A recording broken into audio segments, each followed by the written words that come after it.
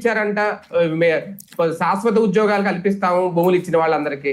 కానీ ఇప్పుడు కాంట్రాక్ట్ కే పరిమితం అవ్వడం, వాళ్ళు మాకు శాశ్వతంగా ఉద్యోగం కల్పించండి అనేది వాళ్ళ డిమాండ్. ఆ విషయంలో ఎలా చూడాలి? అసలు మీకు నాకు అర్థం కానిది ఏంటంటే, ప్రైవేట్ కంపెనీలో శాశ్వత ఉద్యోగం ఏముంటుందండి? ప్రైవేట్ కంపెనీలో శాశ్వత ఉద్యోగం అనేది ఏదన్నా ఉంటుందా? కార్పొరేట్ వ్యవస్థలో ఉంటాయి. ఏంటది? అయ్యైనా శాశ్వతం అంటే ఏంటి? పిఎఫ్ వచ్చేది అంతే. ఈఎస్ఐ పిఎఫ్ ఉంటది, ఉంటే అదే శాశ్వత ఉద్యోగం అని మనం ఫీల్ అవ్వాలి. కాంట్రాక్ట్ అయితే అవేమి ఉండవు. కాంట్రాక్ట్ ఉద్యోగులకు కూడా పిఎఫ్ ఇస్తున్నారండి ఇప్పుడు. అది వాళ్ళ దాన్ని బట్టి, ఒక్కొక్క కంపెనీని బట్టి. ఇక్కడ రెండు కోణాలు. ఒకటేంటంటే పర్మనెంట్ చెయ్యాలి అనేటటువంటిది.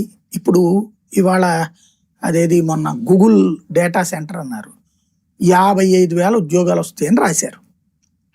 అధికారిక లెక్కల ప్రకారం 200 ఉద్యోగాలు వస్తాయి అక్కడ. మిగతాది ఏంటది?